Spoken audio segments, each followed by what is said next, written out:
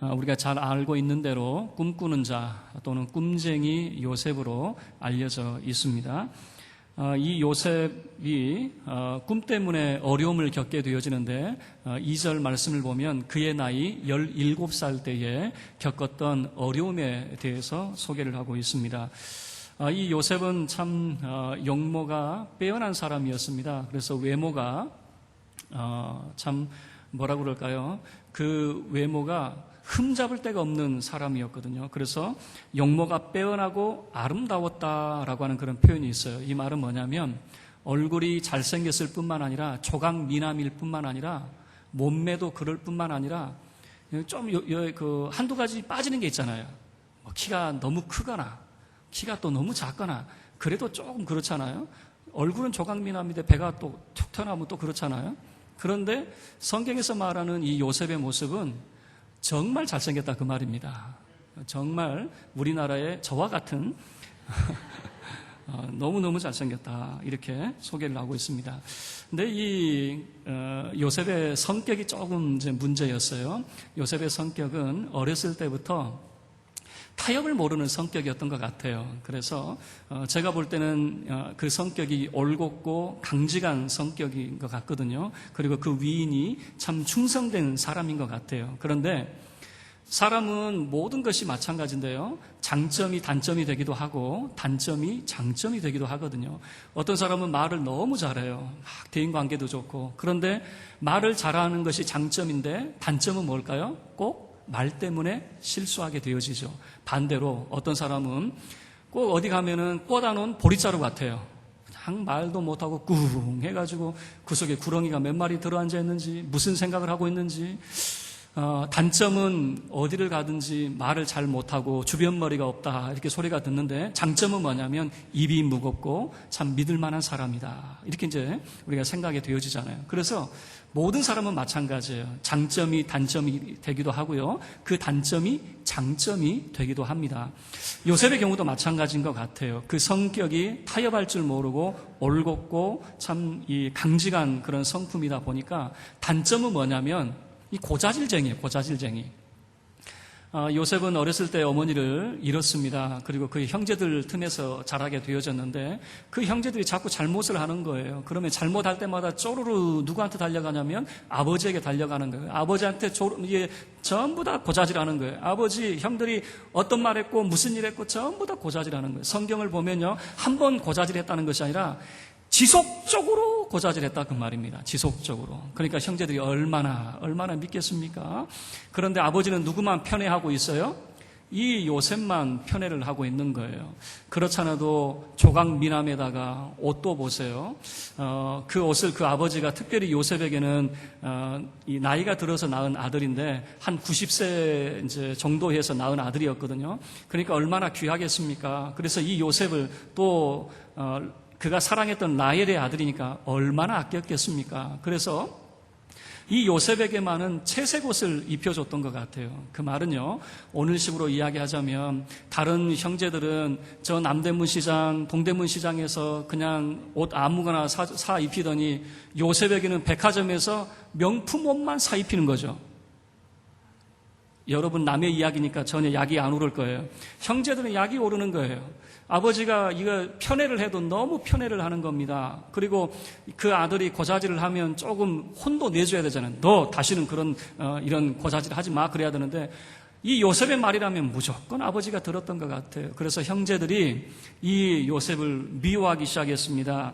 자, 미워할 뿐만 아니라 4절 말씀을 보셔요. 그를 미워하여 그에게 편안하게 말할 수 없었더라라고 하는 거예요. 그러니까 언어도 그에게 그냥 요셉이 잘못을 하지 않았어도 그냥 거친 말들이 나오는 거죠. 그냥 툴툴거리는 그런 말들이 나오는 거죠. 어느 정도 미웠냐면 요셉을 죽이고 싶을 정도로 미웠다 그러는 거예요. 여러분 저도 이제 자녀들이 있고 여러분도 자녀들 키워봐서 알지만은 여러분 이 목사 자녀들은 여러분이 생각할 때에 우리 집안이 거룩하고 참 경건한 가정이기 때문에 아이들도 늘 말씀과 찬송하고 안 싸울 것 같잖아요. 저도 그럴 줄 알았어요. 목사 자녀들인데 웬걸요. 전쟁도 6.25 때 전쟁은 난리도 아니에요. 그런데 두 번 다시 안 볼 것처럼 싸우다가도 어떻게 하고 있어요? 언제 그랬냐는 듯이 또 놀고 있는 것을 보면 참 그 모습도 신기하기도 하고, 가족이라 그러겠죠. 가족이라 싸우기도 두 번 다시 안 볼 것처럼 싸워놓고 또 함께 놀고 있는 모습을 보면 이게 가족의 모습이 아니겠습니까? 일반적인 가정의 모습은 죽이고 싶을 정도로 미워하지는 않아요. 그런데 이 요셉의 가정은 그 형제들이 요셉을 죽이고 싶을 정도로 미워했다라고 하는 것을 보여주고 있는 거죠. 이 올곧은 성격이라고 말씀을 드렸어요. 왜냐하면 그 고자질 한다는 것이 그가 올곧은 성격이기 때문에 그런 잘못들을 그는 봐줄 수 없고 아버지에게 일렀었던 것 같거든요. 그의 나중에 그런 모습을 보셔요. 보디발의 아내가 이 요셉을 유혹할 때 어떻게 합니까? 그것을 뿌리치잖아요. 우리는 이렇게 생각하죠. 어떤 사람이 그냥 갑자기 변했을 거다. 근데 그렇지 않아요. 사람은 갑자기 변하는 경우가 없습니다. 갑자기 변하면 죽을 때가 가까워서 변하는 것이고요. 일반적으로는 변하지 않아요. 다시 이야기하면 요셉은 어렸을 때부터 불의와 타협하지 않은 사람이었다라고 하는 것을 보디발의 아내의 유혹을 뿌리치는 장면에서 볼 수가 있는 거예요. 여기에서 끝나지 않습니다. 이 요셉은 믿을 만한 사람이었거든요. 그래서 보디발이 자기의 모든 가정 그런 사물을 요셉에게 믿고 맡기게 되어집니다. 그리고 요셉이 감옥에 갇힐 때도 마찬가지예요. 믿을 수 없다면, 앞에서는 충성되이 말하고 뒤에서는 자기 입속을 차리면 나중에 다 알게 되어지거든요. 그런 사람에게는 맡길 수가 없는 것인데, 감옥에 있는 간수장도 요셉에게 모든 것을 믿고 맡길 만한 사람이었어요. 그러면 이 요셉의 그런 인품이, 그 성격이 어떠했는가라고 하는 것을 우리가 알 수 있겠죠. 거기에 끝나지 않아요. 나중에 애굽왕 바로는 자기 나라의 모든 것을 요셉에게 맡겨버려요. 왕이 해야 될 그런 역할들도 이 요셉에게 믿고 맡길 만한, 한 나라를 믿고 맡겨줄 만한 그런 올곧고 강직한 성품이요 충성된 사람이었다라고 하는 것을 보여주는 거죠. 그런데 그 모습이 형제들이 볼 때는 올곧은 모습이 아니라 이간질하고 고자질하는 그런 모습으로만 비춰지게 되어지는 거죠. 그래서 이 요셉의 대인 관계를 보면요, 극과 극을 달리게 되어집니다. 좋아하는 사람은 엄청나게 좋아하고 싫어하는 사람은 엄청나게 싫어합니다. 형제들은 죽일 만큼 싫어했고 아버지나 다른 사람들은 모든 것을 믿고 맡길 만큼 그렇게 사랑하게 되어지는 거죠. 특별히 형제들에게 미움을 받게 되어지는데 크게 두 가지 이유 때문에 미움을 받게 되어집니다. 첫 번째는 아버지의 편애 때문에 그렇습니다. 아버지는 요셉만을 너무 사랑했어요. 그리고 그것도 꼴보기가 싫은데 이 요셉이 어느 날 꿈을 꾸었어요. 두 가지 꿈을 꾸고 그 형제들에게 하는 그 꿈 이야기 때문에 더 싫어하게 되어지는 거죠. 첫 번째 꿈 이야기는 아마 요셉이 17살 때인지 아니면 그 이전에 있었던 일인지 그 형제들에게 찾아와서 하는 말이, 형님들 내가 꿈을 꿨는데 무슨 꿈을 꿨는지 한번 들어보라고. 우리가 추수를 다 끝내고 볕단을 다 이렇게 묶어놨는데 형들의 볕단이 내 볕단에게 다 절을 하던데 라고 하는 거예요. 그 형제들이 그 말을 듣고 노발대발합니다. 그 꿈의 의미는 뭐냐? 네가 우리의 지도자가 된다고? 네가 우리의 왕이 돼? 아니, 디라성과 같은 형제들이 있는데 이 조그만 11번째 막내는 아니지만 11번째 이 조그만 아이가 뭐라고? 네가 우리의 왕이 된다고? 그 말은 조금 더 우리가 생각해 보면 이겁니다. 12명의 아들들 가운데 누가 그 야곱의 장자권을 이어갈 것인가? 우리가 지난 시간에 루벤은 이미 그가 잘못된 행위를 통해서 장자권이 그는 박탈되었다라고 하는 것을 우리는 알 수 있잖아요. 그런데 이 요셉의 꿈 이야기는 뭐냐면 이걸 담아내고 있는 겁니다. 내가 장자요라고 하는 거예요. 내가 아버지의 참된 장자요라고 하는 그런 의미가 담겨져 있거든요. 이 말을 듣고 누가 좋아하겠습니까? 그리고 어느 날은 또 한 번 이제 오더니 이번에는 아버지와 어머니 그리고 형제들이 있는 온 가족이 모인 자리에서 말했던 것 같아요. 무슨 꿈을 이야기하냐면 해와 달과 11별에 대한 이야기를 하는 거예요. 아니, 해와 달과 11별이 다 내게 절을 하던 걸요? 이렇게 이야기하는 거예요. 그러니까 아버지가 이 말을 듣고, 야 이놈아, 너 지금 무슨 말을 하고 있는 거야?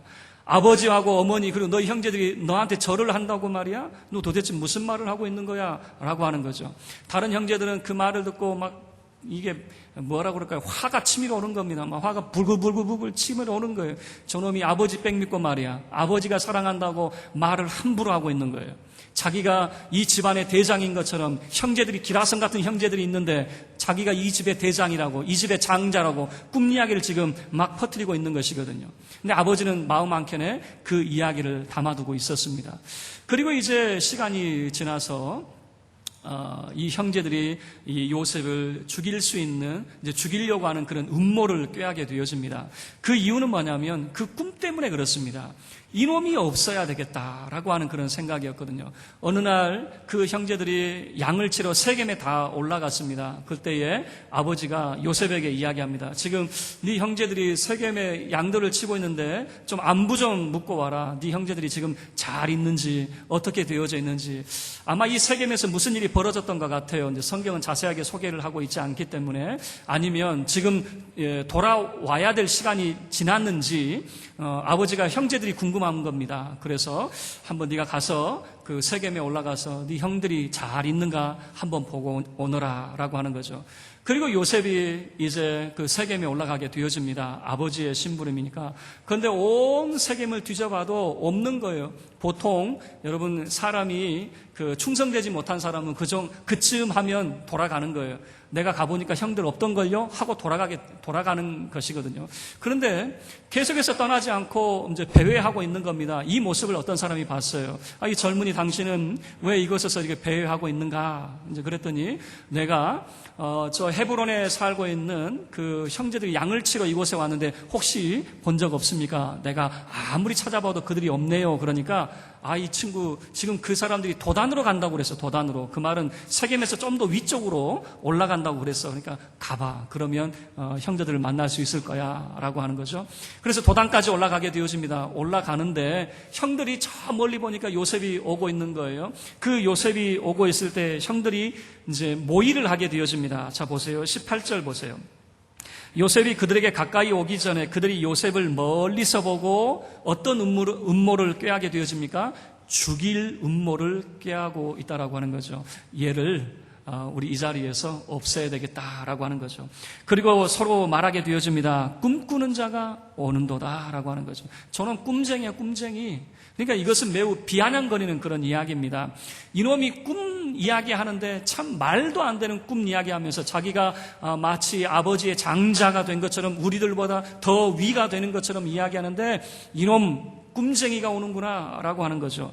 그래서 그 형제들이 서로 음모를 할 때 이렇게 하는 거죠. 구덩이에다가 얘를 잡아다가 구덩이에 집어넣자. 그리고 아버지에게 그 채석옷을 벗겨가지고 짐승의 피를 묻혀가지고 짐승이 물어 죽였다고 우리 그렇게 이야기하자라고 하는 거죠. 여러분, 이 가나안 지역을 보면요, 구덩이가 많이 있습니다. 구덩이의 역할은 뭐냐면 우기 때 물을 받아두는 이 저수지 역할을 하게 되어지거든요. 그런데 건기 때에는 이 물이 바짝 마르게 되어집니다. 그런데 이 요셉이 들어갔던 구덩이는 물이 바짝 마른 그런 구덩이에 들어가게 되어지는 거죠. 그럴 때 이제 형제들이 이 요셉을 이제 구덩이에 넣고 채석옷은 벗겨놓고 이제 구덩이에 넣거든요. 그리고 얘를 어떻게 할까 고민할 때에 맏아들이었던 루벤이 막습니다. 우리 이 아이는 손대지 말자. 그냥 구덩이에 넣고 죽이지는 말자. 이제 그렇게 해서 구덩이에만 넣어놨어요. 그리고 나중에 보니까 이 루벤이 없을 때에 저 멀리서 이제 이 상인들이 오는 겁니다. 이 상인들이 애굽에 물건 팔러 가는 상인들이 오는 거예요. 이스마엘 상인이라고 성경은 이제 소개가 되어져 있는데 유다가 제안을 합니다. 우리 형제니까 우리 형제를 우리 손에 피를 묻혀가면서 죽일 이유가 있겠냐? 그죠? 이 상인에게 팔자. 그래서 은 20에 이 상인들에게 요셉을 팔게 되어집니다. 그래서 이 요셉은 애굽의 바로의 시위 대장이었던 보디발에게 팔려가게 되어집니다. 그리고 자기 아버지에게는 이렇게 보고를 하는 거예요. 그 채석에 순념소에 그런 피를 묻힙니다. 그리고 아버지 보세요. 이게 누구 옷입니까? 아버지가 볼 때 깜짝 놀라게 되는 거죠. 이거 내 아들 요셉의 옷인데 이거 악한 짐승이 물어 죽였구나. 그래서 야곱은 자기 아들이 죽은 줄로만 이렇게 생각을 하게 되어집니다. 자, 말씀을 마치도록 하겠습니다. 여러분, 요셉을 보면요, 요셉은 참 불쌍한 그런 인생인 것 같아요. 왜냐하면 어렸을 때에 그의 친어머니를 잃어버렸습니다. 그리고 형제들 틈에 자랄 때 그 형제들이 그 요셉을 아껴줍니까? 참 엄마가 없다고 해가지고 더 사랑해주고 더 위해줍니까? 아니요. 오히려 더 그를 미워하게 되어집니다. 그리고 나중에는 그를 죽일 정도로 미워하게 되어지고 상인들에게 그를 팔아버리게 되어집니다. 그리고 이 요셉은 애굽의 노예로 팔려가게 되어지고, 그리고 나중에는 억울한 누명을 쓰고 어떻게 되어집니까? 감옥에까지 노예 생활 한 10년 정도 하게 되어지고 만 2년은 그는 이 죄수의 생활을 하게 되어지거든요. 이 요셉의 인생을 보면 어렸을 때 슬픔 가운데 있는 사람은 자라면서도 그런 것 같아요. 참 어떻게 설명을 해야 될까요? 정말 어렸을 때 이렇게 유복한 그런 가정이 아니라 참 어렵게 자랐으면 커가면서 좀 뭔가 참 사랑을 받았으면 좋겠는데 커가면서도 왜 그렇게 되는 일이 없답니까? 참 이 요셉의 모습을 보면 마치 그런 모습 아니겠습니까? 그래서 어떤 사람은 요셉의 인생을 옷 갈아입는 인생으로 설명을 하기도 합니다. 옷 갈아입는 인생. 아버지가 요셉에게 채색 옷을 입혀줬죠. 그 옷을 누가 빼앗아 갑니까? 그의 형제들이 빼앗아 버리는 거죠. 그의 형제들이 그 채색 옷을 빼앗아 가지고 그 옷을 벗겨버리는 거죠. 옷을 벗었다라고 하는 것은 그 당시에 종이나 노예라고 하는 것입니다. 그래서 그 형제들이 은 20을 받고 팔아버렸어요. 그리고 요셉이 갈아입은 옷은 어떤 옷입니까? 노예의 옷을 입게 되어집니다. 노예의 옷인데 그래도 아주 낮은 단계는 아닌 것 같아요. 왜냐하면 보디발의 그런 가정의 총무로서의 옷을 입었어요. 그런데 이 총무로서의 노예 옷도 누가 빼앗아 버립니까? 보디발의 아내가 유혹하면서 그 옷을 빼앗아 버렸어요. 그래서 요셉은 무슨 옷을 입게 되어집니까? 억울하게 죄수의 옷을 입게 되어지는 겁니다. 그래서 누구에게 하소연도 못하고 억울하게 2년 동안 그는 감옥에 갇히게 되어지는 거죠. 죄수 옷을 입었어요. 그런데 이 죄수 옷이 나중에 어떻게 되어집니까? 바로왕이 꿈을 꿨을 때 그 꿈을 해몽해 줌으로 어떤 옷을 입게 되어져요? 여러분 잘 아는 대로 애굽의 총리 옷, 그 총리는 세마포 옷을 입게 되어졌거든요. 그는 마지막으로는 세마포 옷을 입게 되어집니다. 그런데 이 세마포 옷이 어떤 옷입니까? 애굽의 총리의 옷이 어떤 옷입니까? 제가 볼 때는 하나님이 그에게 입혀주신 꿈의 옷이었어요. 그가 어렸을 때 꾸었던 그 꿈, 형제들이 그에게 절을 하는 그 꿈, 그런데 총리 옷을 입고 있을 때에 그 가뭄통에 형제들이 내려와가지고 요셉에게 절을 하게 되어지거든요. 총리 옷을 입고 있을 때에 그 형제들이 절하는 것 아니겠습니까? 그래서 세마포 옷은 어떤 옷입니까? 하나님이 그에게 입혀주신 꿈의 옷 아니겠습니까? 그러면 하나님께서 왜 이 요셉에게 그 꿈의 옷을 입혀주셨을까? 여러분 우리가 함께 생각해 봤어요. 요셉이 어떤 사람이었는가? 그의 성격은 올곧은 사람이라고 말씀을 드렸어요. 여러분 이것을 단점으로 보면 이간질하고 고자질하는 그런 사람일지 모르지만은 절대 이 사람은 불의와 타협하지 아니하는 믿을 만한 사람이었어요. 충성된 사람이었어요. 그래서 모든 것을 믿고 맡길 만한 사람이 믿고 맡길 만한 정도가 되어지니까 누가 그를 믿고 맡겨줍니까? 하나님도 요셉을 믿고 맡겨주시는 겁니다. 요셉이 어떤 사람입니까? 요셉 한 사람 때문에 어떻게 되어집니까? 7년 가뭄을 온 열방이 함께 견디게 되어지는 겁니다. 요셉이 없었다면은 그 가뭄통에 수많은 사람이 죽어나갔을 거예요. 그러나 이 요셉이라고 한 사람 때문에 한 가정이 살게 되어지고 한 나라가 살게 되어지고 그 주변의 모든 국가들이 7년 환란을 면하게 되어지는 것 아니겠습니까? 하나님께서 그를 사용해 주시는데 그에게 꿈의 옷을 입혀주시는데 아무렇게나 입혀주시는 것이 아니라 어렸을 때부터 불의와 타협하지 아니하고 정말 하나님을 경외하고 하나님을 두려워하는 신앙 가운데 그 꿈을 간직한 사람, 올곧은 그런 마음으로 살아간 사람, 그에게 하나님께서 꿈의 옷을 입혀주셨다라고 하는 것입니다. 여러분, 저와 여러분 그리고 우리 강남중앙교회는 꿈꾸는 자가 되기를 주의 이름으로 축원합니다. 꿈이 뭡니까? 우리는 이렇게 이야기하면 머릿속에 꿈을 가다두는 사람이 있어요. 여러분 꿈이 머릿속에 있을 때는 그것은 공상이요 망상입니다. 그거는 가짜 꿈입니다. 머리에만 있는 것은 가짜 꿈이에요. 그리고 그 꿈이 가슴으로 내려올 때 열정이 되어지는 겁니다. 그리고 이 열정이 우리의 손과 발로 내려올 때에 그 꿈이 현실이 되어지는 것이죠. 여러분 내가 머릿속으로만 열심히 생각하는 거 그건 전부 다 가짜예요. 내 가슴을 뛰게 만들고 나를 움직이는 원동력이 되어지고 내 심장을 뛰게 만드는 것, 하나님 말씀을 붙들고 살게 만드는 원동력, 그게 꿈이거든요. 내 가슴을 움직이는 것 아니겠습니까? 그래서 내 손과 발이 하나님을 위해서 살게 만드는 것, 그리고 어느 날 뒤돌아보면 하나님께서 주셨던 그 꿈이 허상이 아니고 공상이 아니고 하나님이 내게 주셨던 비전이라고 하는 것을 꿈의 옷을 입음으로 통해서 알게 되어지는 것이겠죠. 꿈이 있을 때 여러분, 우리는 끝까지 하나님 앞에 충성할 수가 있습니다. 꿈이 없을 때에는 그저 우리의 삶이 허망한 삶을 살게 되어지는 것이고, 그저 우리의 삶이 늘 무의미한 그런 삶 가운데 빠지게 되어지는 것입니다. 끝까지 하나님께 충성되고 끝까지 하나님을 두려워하는 자가 되어서 하나님이 우리에게 주신 그 꿈의 옷을 입는 우리 믿음의 권속들이 다 될 수 있기를 주의 이름으로 축원합니다. 특별히 우리 강남중앙교회가 올해 교회 설립 37주년을 맞이하고 있습니다. 제가 다른 본문을 준비하려다가 이 요셉을 보니까 우리 교회하고 닮아 있어요. 요셉이 어려움을 겪었던 것처럼 우리 교회도 어려움을 겪었습니다. 그러나 한 가지는 잊지 말기를 바랍니다. 꿈입니다. 하나님이 주신 그 꿈, 그리고 하나님께서 우리 공동체에 주신 이 꿈을 반드시 참으로 하나님께서 꿈의 옷을 입혀주시는 놀라운 은혜가 주어질 줄로 믿습니다. 여러분들이 꿈의 사람이 되어지고 꿈의 공동체에서 하나님의 큰 구원을 선포하는 믿음의 권속 다 될 수 있기를 다시 한번 주의 이름으로 축원합니다.